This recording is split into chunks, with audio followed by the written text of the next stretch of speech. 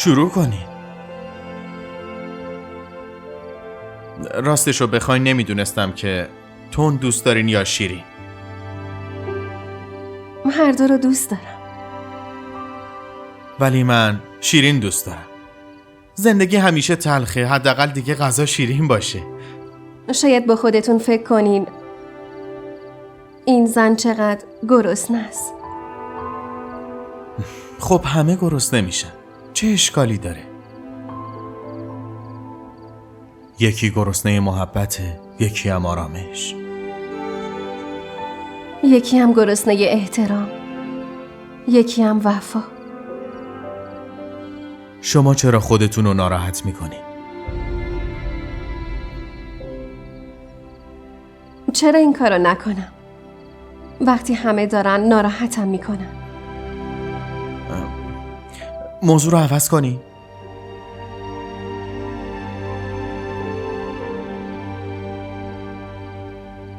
شما با کی زندگی میکنین؟ مامان، بابا، خواهر، برادر؟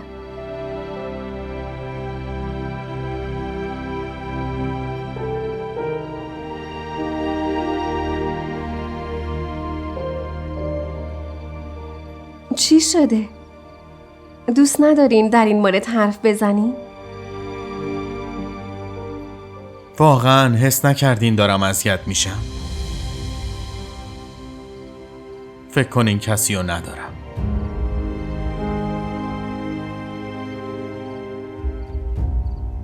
تنهایی من همش تقصیر خودمه. خودم همه چی رو رها کردم. پس لطفاً دیگه این سوالو نپرسی.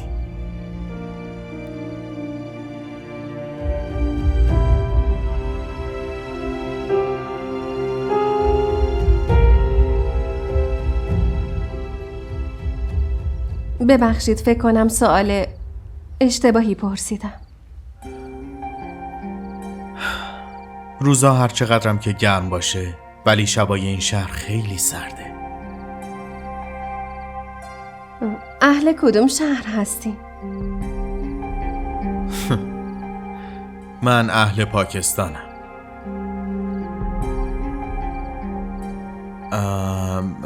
غذا خوشمزه بود؟ آره، خیلی ممنونم.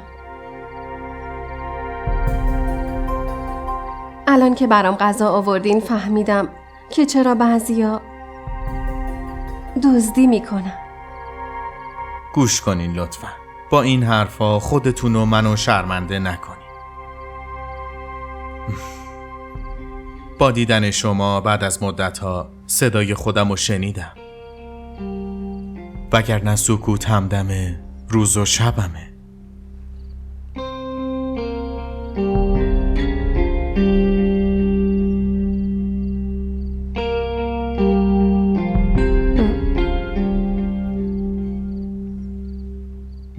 چیزی گفتی؟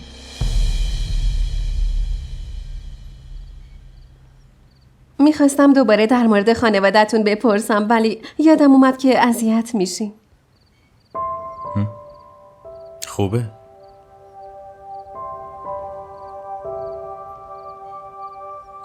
راستی داروهاتون رو گرفتین؟ آره، اون گرفت. شوهر مونا. شما سنتی ازدواج کردین یا عاشقانه؟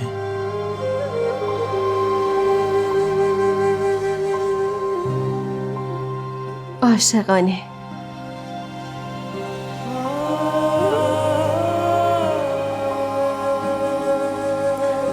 میدونین چیه؟ مامانم از این ازدواج راضی نبود. اون همیشه از عشق و علاقه من به شاهمیر خیلی ناراحت بود. خیلی رنج میکشید وقتی میدید عاشق پسر زنی شدم که تو کل زندگیش اذیتش کرده بود.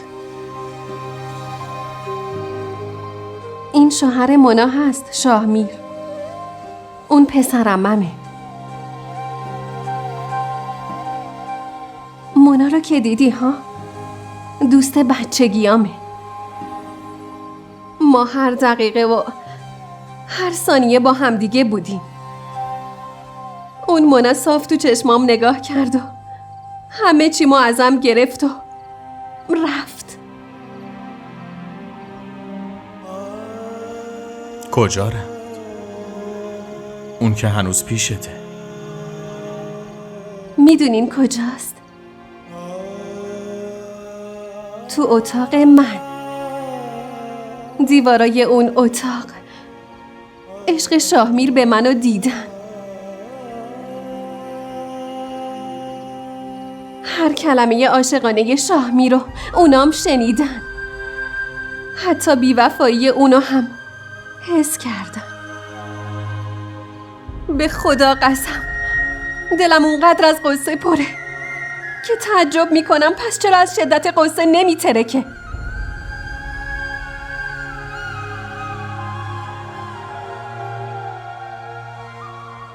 منم اونقدر قصه دارم که متعجبم چرا هنوز دق نکردم. تو هم؟ تو چه قصه ای داری؟ گیر افتادم.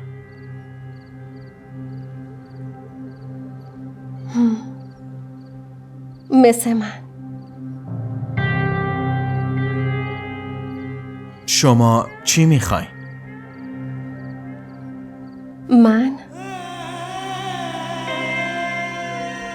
من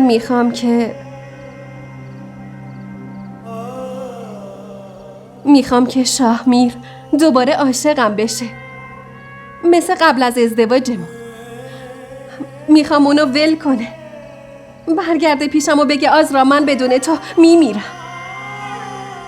بعدش؟ بعد من بهش بگم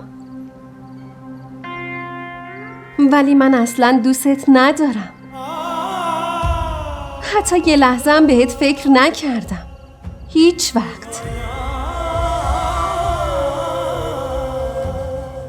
دلم میخواد بهش بگم تو رو نمیخوام، یکی دیگر رو دوست دارم.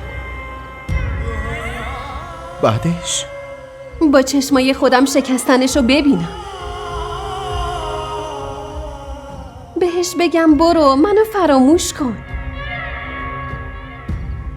زندگی واقعی مثل داستانا نیست، ولی تقدیر که هست.